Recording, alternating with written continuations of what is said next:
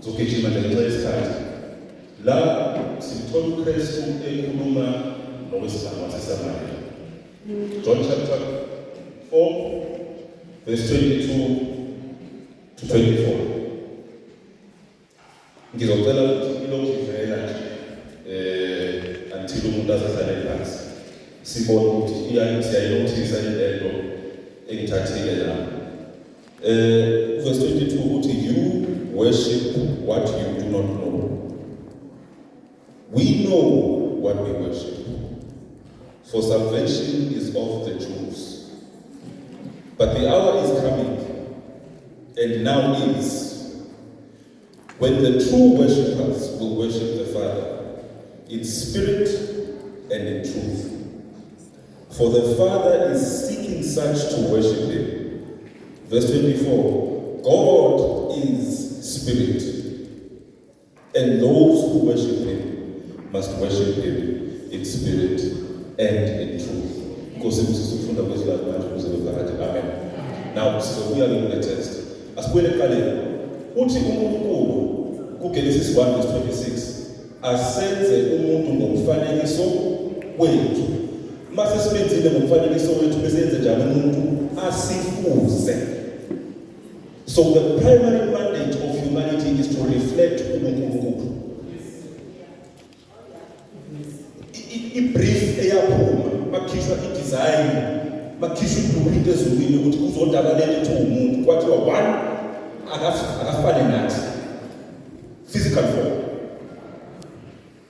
mayesefane nathi akasifuze. Ngiyakuthanda abantu abaningi baye bakusaba ukukhuluma makhona befundise endaweni. Mina ngiyakuthanda ukukhuluma makhona befundise ngoba kwazi ukuhlikiza balungisa. Then, brief, God then engages in the design. In the physical form. Umfanekiso. Uphume umfanekiso uphelele. Kodwa manje awufusile. Usukhona umfanekiso. The image is there. Umbumbile umuntu waphela umuntu nami but akakamfuzi. The brief said, let us make man in our image and in our likeness. Masethu umuntu ngomfanekiso wethu bese yasifuza. Bese athi uNkulunkulu kuziphelele lento ngoba sengukhandile umfanekiso. Likeness. Ukumfuza njengoNkulunkulu is not in the physical. That is my image. But likeness I have to breathe into the image. So that the image can fulfill the entire mandate. Yokuthi ifane nami bese iyakifuza. And so man in his physical form is a reflection of God. Kodwa ngokwenza kwakhe ngalokho okufakwa uNkulunkulu ngaphakathi, man reflects God. Sisendawona. And then esithi iBhayibheli kule ndawo sifundile. Though God is spirit, and those who worship him in spirit and in truth. Yafana. No. Chapter 4. Verse 24. For God is spirit, and those who worship him will worship him in spirit and in truth. Oh yes, amplified. God is a spirit, a spiritual being, and those who worship him must worship him in spirit and in truth. It requires us to be detailed. There's a word that's repeated twice. God is, and those who worship him will worship him in. What is the difference between these two spirits? Let us back there. God is Bad. God is a spirit. Asonothi uspirit wokazi ufunde wonke. Is a spirit, capital S. And those who worship him must worship him in spirit. Kukancane ngimela phambili masifunda izwi ngingayikhuthaza nje ufunda iBhayibheli, be mindful of words. Very mindful of words. Lo mehluko between uspirit odefine uNkulunkulu no spirit ochaza laba abamkhonzayo is deliberate. The first spirit speaks about the personhood of God. The second spirit ikhuluma ngalento esithe eqaleni uNkulunkulu wayiphefumulela kumuntu. So God is a spirit, and umuntu uses the spirit uNkulunkulu ayiphefumulele to worship this God who is a spirit. Okuchaza ukuthi there is an element yokukhonza engekho enyameni. Bese athi uKristu athi ukuzingaziphambukele bese sikhonza uNkulunkulu through emotionalism ngemizwa kuphela bese athi in spirit and in truth. Now, asiyidefine le. Ngabona njengoba kumina la. Uma ngingasekiwe nje. Twanakha kasekho. Manje njengoba kumina. Njengoba ngikhuluma abalazi igama lami bathi sisalalela umonde. Angithi? Right. Afe umonde. Manje. Uma sefile ucingo uzothini? Akasekho umonde. Ngila. Ngingakafi ngisilalela umonde. Obezofuna ukuzikhupha umonde kulanathi. Ngife same spot akasekho umonde. Fika icebo lethu fika amathole fika ngoba nabo abanye sebaxwasa apho bambeze uthatha lo musela bese kuthiwa sele uthathile umzimba wakhe lo monde ongasekho. Okuchaza ukuthi in our understanding siyaqonda ukuthi there is an inner being that is not visible to the eye, where the person actually resides. And uma lithi iBhayibheli, man must worship God in spirit and in truth. Lisho ukuthi umkhonza kwethu uNkulunkulu kufuna lento esuke sithi ayisekho umuntu mayiseshona. Lenga bona kodwa le uNkulunkulu ayifakile kumuntu sisendawo. When the Bible says I should worship God in spirit and in truth, my spirit is where I absorb that which is not physical. Ngicela ukuyichaza. March 2022 sizivakashele nje emakhaya sizivakashele kwahleli. Little did we know ukuthi on that Monday le ntombazana obabethi yashona sikhona sisekameleni lana. She died physically. We felt it in the spirit. Sendawo okwenza ukuthi indumiso eyaba khona enkonzweni yomngcwabo wakhe came from spirits that were hurting. Are we still together?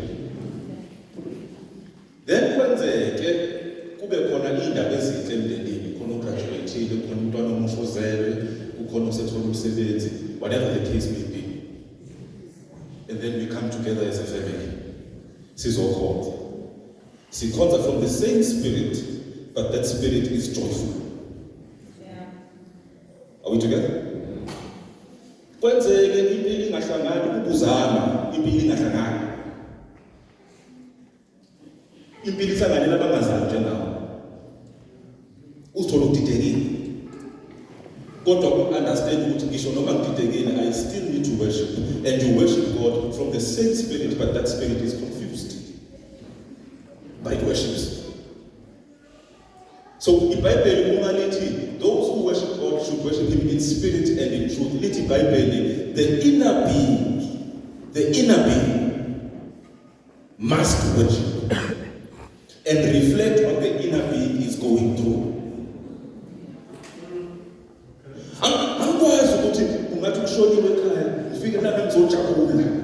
I will worship, yes,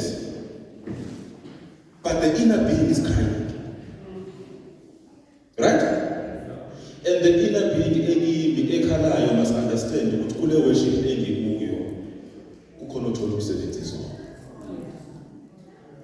we are singing the same song, worshiping in the same service. His or her inner spirit is joyful.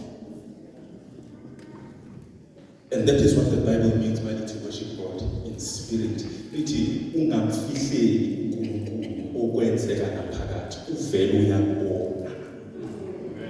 Why is this important? It is very easy to be pretentious when it comes to worship. And my fear is that in worship here has become so structured that we take knowledge to worship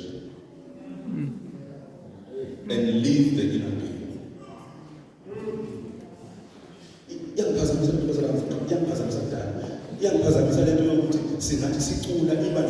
In one accord.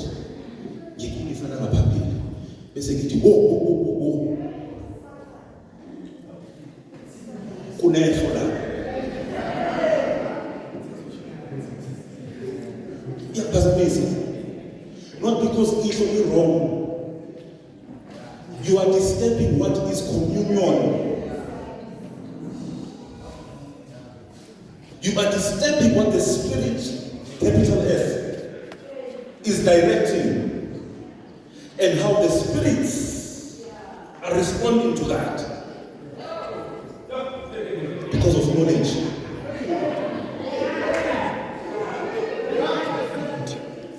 May God forgive you.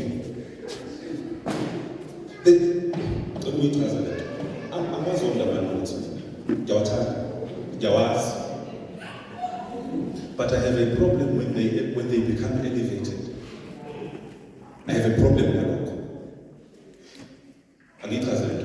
Mkhulisa umali umemela umculo lothanda. Ena makasakona makasete. Babethi interrogate dala kodwa phela bona babengathethwa. Bayengathethi original. Bathenga ama-TDK bese umkabini yale awuthi ngidaphe record. Right? Usenamakasete akhe. They were numbered. Why not shooting King's Heralds? Why Banuti Gibbs? Number 58. Number cassette number 58. When they looked in, Umusuzwini cassette like that, I was to tell them. It was a more figure that we collection that would be. Alright. Now, on one Sabbath, no, on one Friday evening, we can hear that tomorrow. And the ideas of Heralds is strange. There's something in the corner of you. That's why they've been around for so many years. There's a polished element to their sound. Right? But I appreciate the art.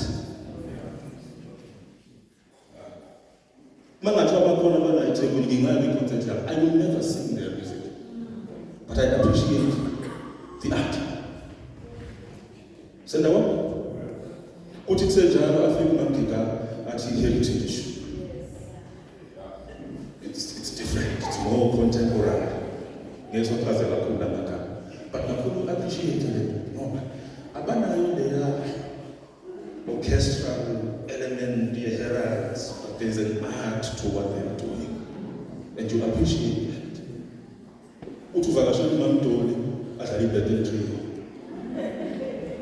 Just ordinary people, God uses ordinary people. It's like what? You appreciate that. But the sound, you can tell this is local. which is not negative. But you can tell this is local. It's the same thing right? I have a problem about who say they are worshippers and they are interested in worship. They say that worship is only confined to the music they know.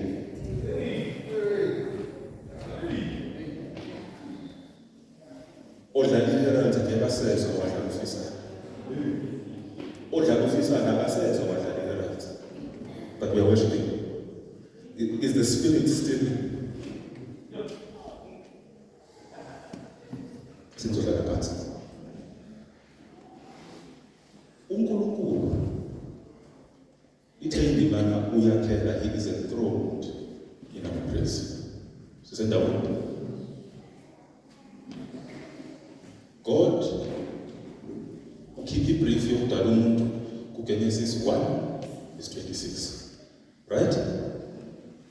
So before Genesis 1:26, akekho umuntu okwazi ukuthi adumise noma aenze a-offerish indumiso phezobani isikalo sobukhosi sikaNkulunkulu. Akekho ngoba akadala. But uNkulunkulu khona before Genesis 1:26, angithi God had a throne. Yayikhona singakabi khona. But it is a throne that says, ayikho into uNkulunkulu ayeshoda ngayo uma esidala. God's creation is an act of love because love breeds abundance. So my uNkulunkulu is an act of love. Then uma sesimkhonza njengendalo yakhe bese ethi I am enthroned in your praises. It is not because of shoda ngesihalo. uNkulunkulu right phakathi kwethu. Says what? Right, nothing. But because he loves us, he invites us into worship. And the worship must be of spirit and truth. Ngamanye amazwi, lento engaphakathi kini emkhonzayo still needs to be grounded in the truth of who God is. Ingakho futhi kunamabandla entele ngiye kuwo sekumenyezwa into enasense. Because the spirit must be there, the truth must also be there. Right? And then uNkulunkulu athi create a throne from him to be able to dwell amongst you through your worship. Because uNkulunkulu seeks relationship with us. Now, ngiyalithanda ke mina ukuthi siyivume izinto zasekhaya sibelele izinto sizoyilungisa. Kunamakhanda amabili ebandleni kaNkulunkulu. Sizowanika amagama: conservative,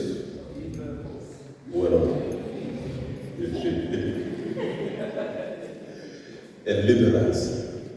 Undaba yakhe lo.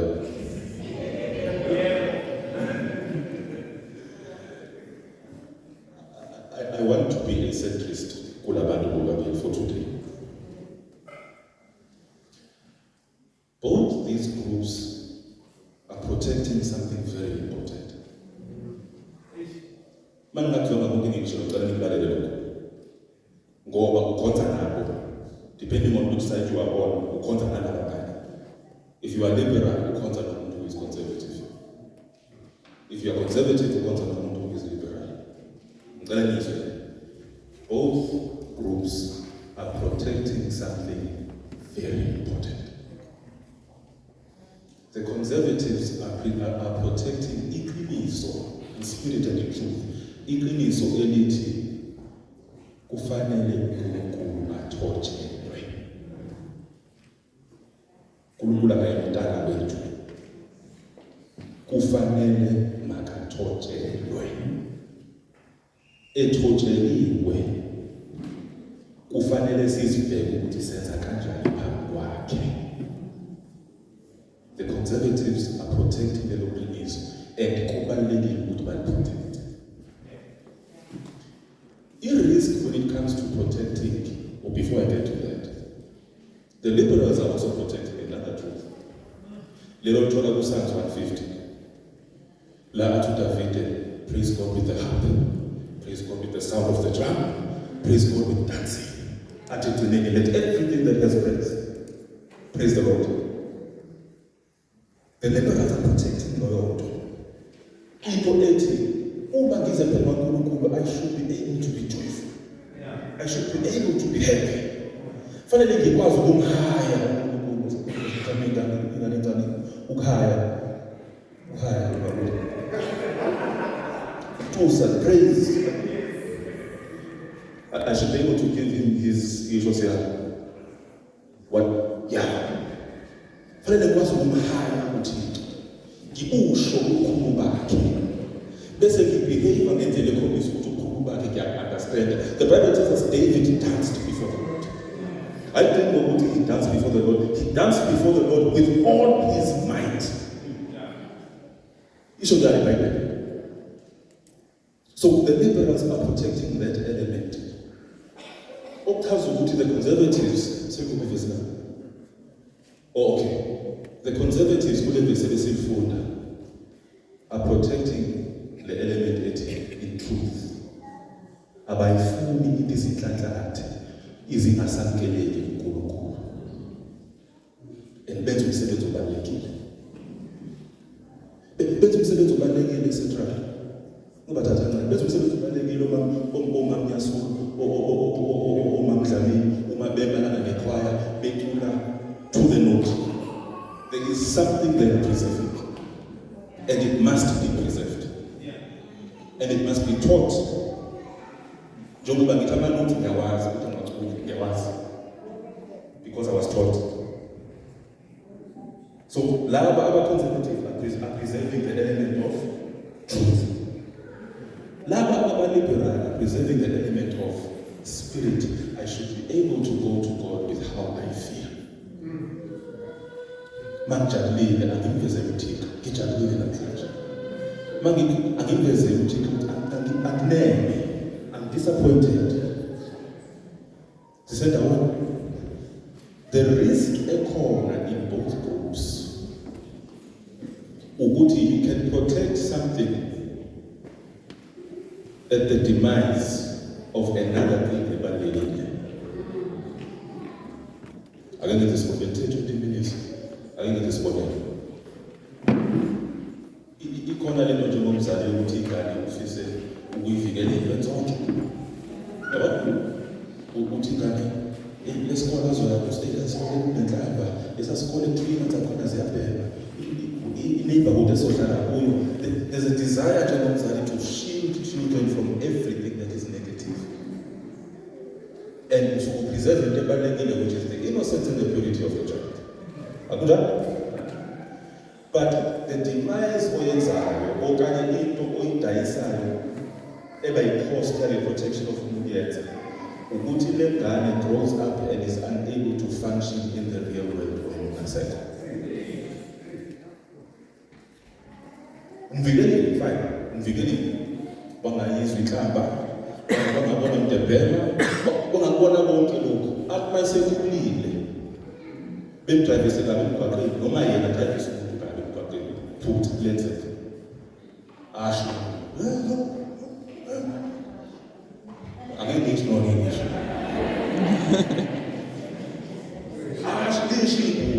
Libona indodakazi yakho yomuntu omnyama cebe nayikho ukuthi nayo ingane umuntu omnyama yamake imoto engcono kuneyakho. Lishi. Lonke inhlangano angakwazi ukufunctiona lo muntu because they were overprotected from what the world is. And that is the warning ngifisa ukuyibeka to both sides namhlanje. Lento uyivikelayo ibalulekile. Kodwa nalokho kugale kubalulekile. Musukuvikela lokho bese udayisa ngalokho. Ngoba indumiso lithi iBhayibheli iphelele in spirit and in truth. The inner being must worship God, but the inner being must worship God according to the truth of how God has revealed himself to us as human beings. Final warning. Lapha uDavide bangena umphongolo sokumelwana. Njengoba He danced with all his might. Khona umbukayo ngefasitela. Khona umbukayo ngefasitela ongunkosikazi wakhe, ongaboni a worshiper. She sees a king behaving in an undignified manner in front of his subjects. Bese lithi iBhayibheli kwamrebuka in her heart. What might say endlini uDavide uyajabula uze kumkakhe phela to share the joy. Bese ithi no mama trying to preserve something. Zinunderstand umeka. Athi isithunzi sakho usukiya phambi kwabantu. Lithi iBhayibheli uDavide wakhuluma inkulumo yomkhosi ngendlela ejabule ngayo. Bese lithi iBhayibheli because of interference kaMichal in the worship that David was leading for the nation. David wayengadansi lento. Lithi iBhayibheli uNkulunkulu wasemvana wangabathola abantwana. Zimbili izinto engifisa ukuzisho namhlanje.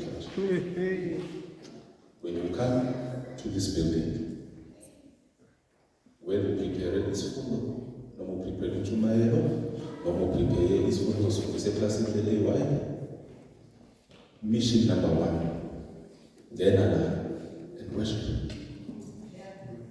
For your own sake, ngena la and worship. Ungaphuma lokho okunye ungakwenzanga, but it is a mistake ukuphuma ungazange ukhonze. Ungazange uzilahle your entire being at the feet of Jesus. Number 2, phuma endleleni yomuntu okhonzayo noNkulunkulu wakhe. Uzothola inkinga kaBhekana. If I am worshiping ngendlela e-wrong, may God forgive me and may God speak to my spirit in order to convince me that the is not acceptable before me.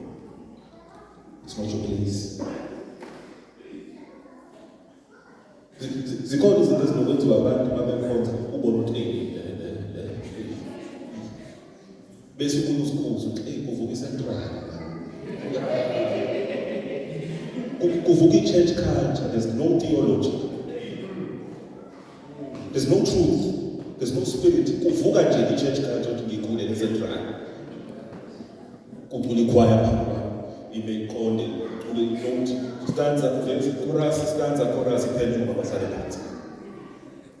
Bese umuntu uyakhumbula ukuthi sekuvuka leyanto angiphume kulomsila wokukhonza kaMaphethile nalokho uNkulunkulu. Because there's a spirit in her that feels a certain way today that needs to be brought before the spirit which is God. Asikhonze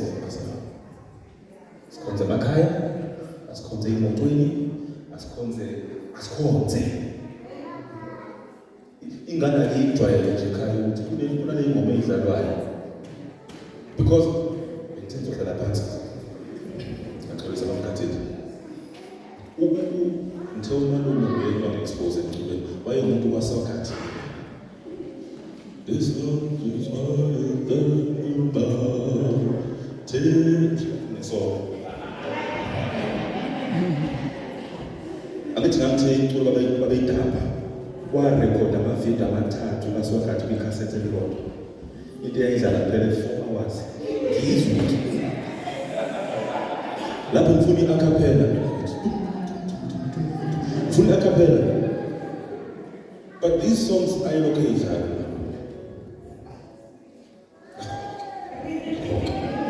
These songs are located in Malume. They became a seed planted in me at the age of 7. Or what also used to call it. There is the spirit worshiping. And they become a truth. They become relevant. As consequently, do not try to manufacture worship. You cannot. Do not try to control worship. You cannot zilethe wena. Your whole being, your whole experiences, your entire life, your sadness, your anger. That's what uNkulunkulu are confident in. uNkulunkulu akanankinga ngokuthi utshela ukuthi ngicasukele namhlanje uNkulunkulu akanastate. Bring that to your worship. So that your spirit can speak to the spirit which is God. Uphume nalo. Bese wena uma usukhonzile nike nethuba umakhelwane khonza. Siphume sonke sikhonza kulendlu. Amen. My wish, mandate engifisa siyibhale njengebese ekhona. We come through those doors to worship. Everything else is secondary. Osengathi ngasibusisa manje kuze phakathi. Amen.